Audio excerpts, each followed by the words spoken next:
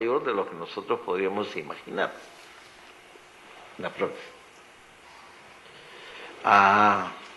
Aquí hay un capítulo especial, un tema especial para los arqueólogos. Ustedes saben que las únicas personas que tienen más imaginación que los poetas son los arqueólogos, claro. Entonces, yo he encontrado como 15 explicaciones que me han dado mis colegas, a quienes quiero mucho, sobre, bueno, y está bien fantástica la cara, ¿qué significa eso? Y esas cosas que le sobresalen ahí como tentáculos. Así he encontrado, bueno, esas son olas, me han dicho. Otros han dicho, son tentáculos de pulpo. No, son tentáculos de objetos. El problema está, vuelvo al principio de la charla, el problema es que nosotros no tenemos una documentación sobre la costa. O sea, las crónicas del Perú están casi todas referidas a la sierra. Sobre la costa hay 2 crónicas como máximo que nos hablan de la costa. Y ninguna toca, y los detalles, las cosas que hay son fantásticas, y vamos a referirnos a eso, pero hay muy poco. Y es interesante esto, ¿no? Porque he puesto los 2 nombres con que se ha bautizado, Ayapaec y Degollador. Degollador viene pensando en los colmillos, pensando en que de pronto es un pulpo que degüella a sus víctimas, y Ayapaec es un nombre que aparece en el único gramática que existe de lengua yunga, que es la gramática escrita por Fernando de la Carrera en el siglo XVII. En el siglo XVII fue encargado como el cura de Reque. Reque es el río que está cerca de Ete. Entonces le encargaron a él que fuera a predicar. Entonces él llegó, como todo sacerdote, había recibido su instrucción en quechua, lo habían llevado, él era de cerca del lugar, pero lo llevaron a Cusco, se entrenó en quechua, regresó a Reque, a su curato, y empezó a explicar la doctrina en quechua, hasta que el cura que el lugar levantó la mano y dijo, ¿sabe? No le entendemos nada. Mejor en castellano yo sé un poco, y español sé un poco, pero además usted es de acá, ¿por qué no habla muchica? Quedó sorprendido por eso. Entonces decidió hacer la única gramática que tenemos de lengua muchica. Pero quedó tan espantado por la fonética, que decidió que no se podía poner en español, como sí se ha escrito en el quechua, que se ha usado las palabras castellanas, a pesar que la fonética también es distinta del quechua, pero se ha usado y se ha hecho puesto, por ejemplo, la letra K, etc. El padre de la Carrera fue más allá. Él decidió que no se podía poner en español la lengua muchica si es que no se le agregaban al español algunas letras. Entonces, él inventó letras y las puso en su gramática. El problema es que cuando él murió, ya no es posible saber qué diablos había inventado. Así que tenemos la gramática, pero no sabemos cómo leerla. Entonces, bueno, quedaron algunos hablantes de quechua probablemente hasta el año 1940, pero todavía no tenemos un estudioso que se haya dedicado a eso.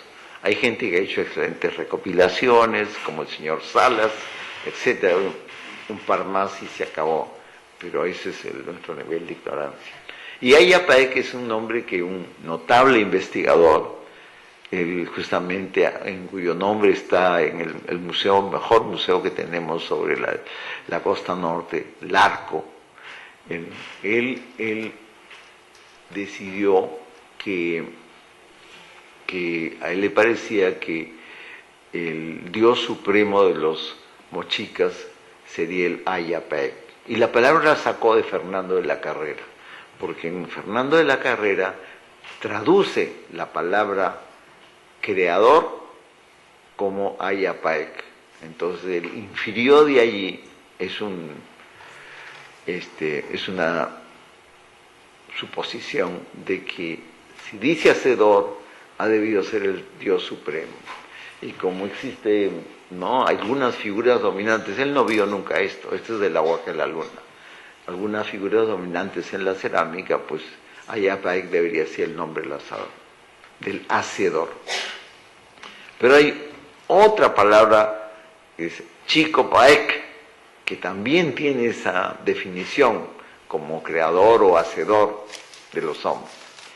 Entonces, en verdad todavía nos movemos a oscuras de ese asunto.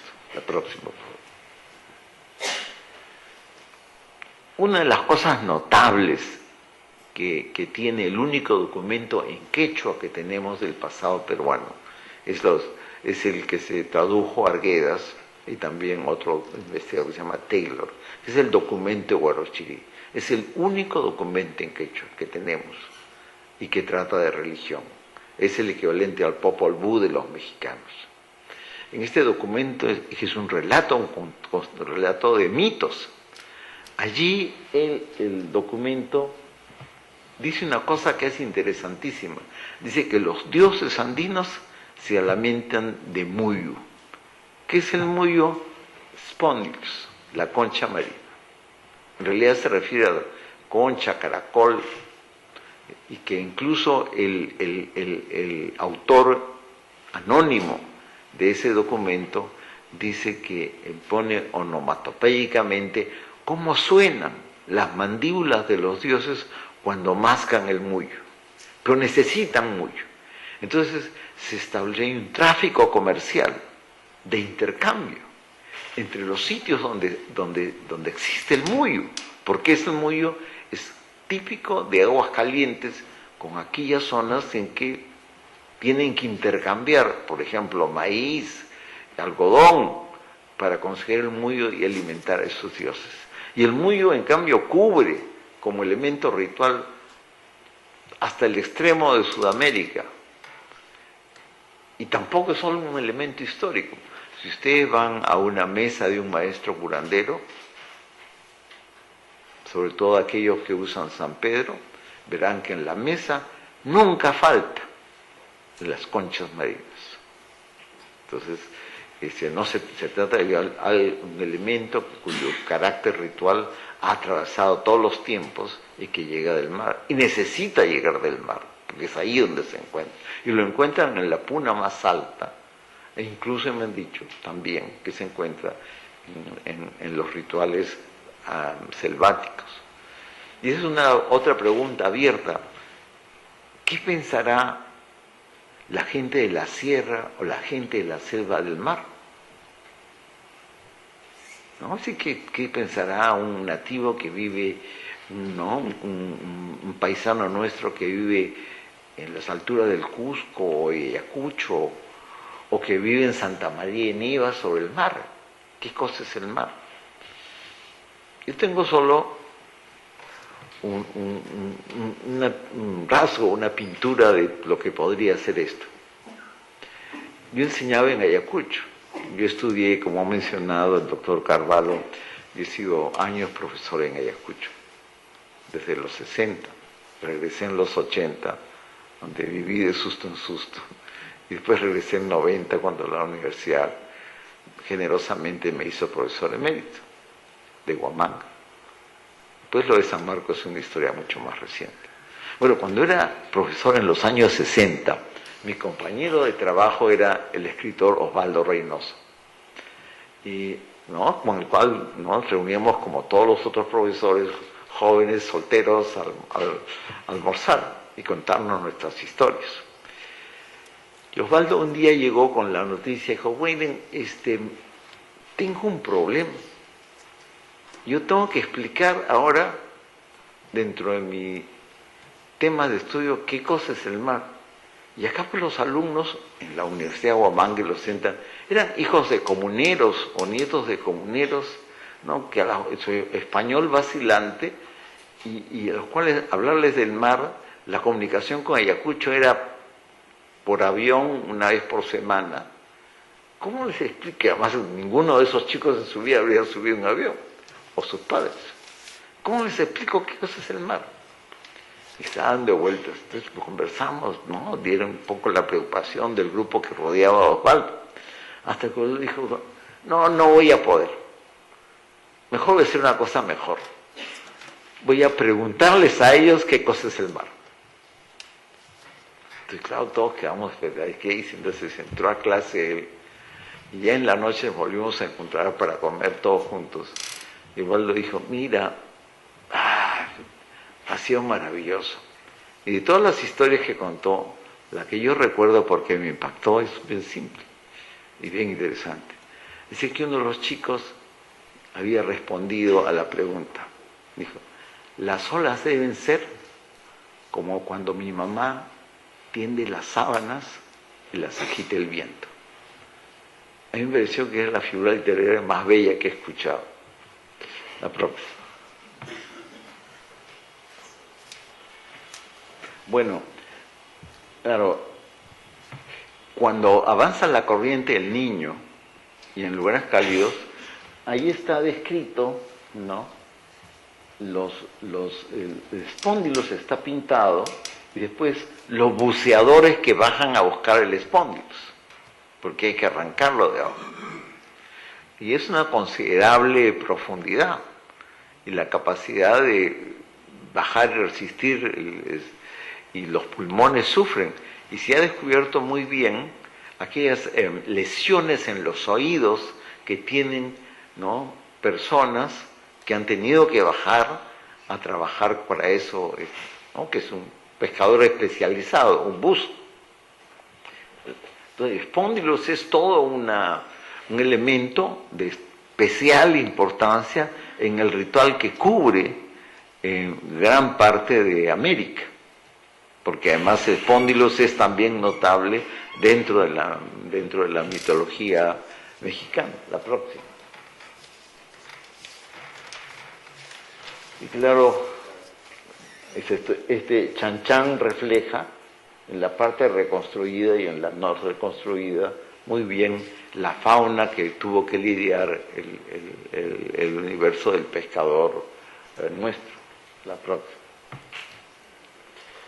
Y la enorme ventaja es que excavaciones muy completas como la Huaca del Brujo y la Huaca de la Luna a nosotros nos permiten reconstruir episodios completos en los cuales las propias figuras tienen incrustaciones de concha, como se puede ver acá.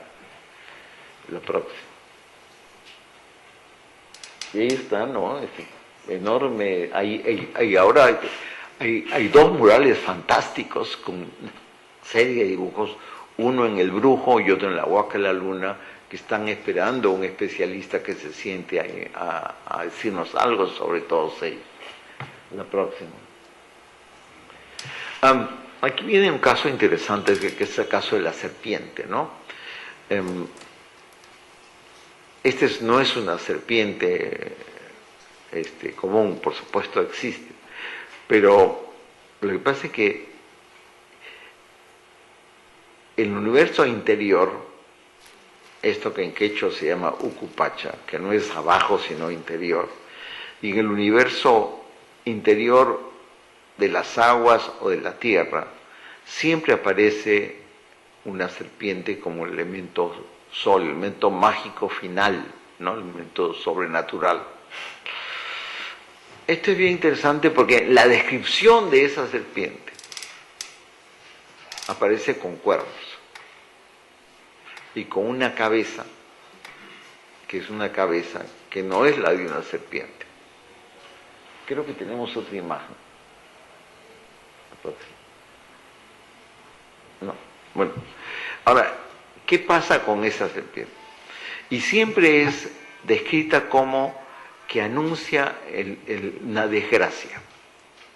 Es decir, la aparición de la serpiente está ligada a terremotos, a sismos, a erupciones, a deslizamientos de tierra, avalanchas, etc. Pero desde hace más de 100 años, la información que tenemos de este ser ¿no?, que es serpiente y no es serpiente, aparece mezclada con la aparición de toros en el lugar de él. O sea, son toros los que han tomado el lugar de la serpiente en estos momentos previos a la aparición de un sismo, a la llegada de una avalancha, al desborde de un río que arrasa a la gente, etc. Entonces, el toro que estaba debajo del agua ya es un lugar común. Ahí está un cuento de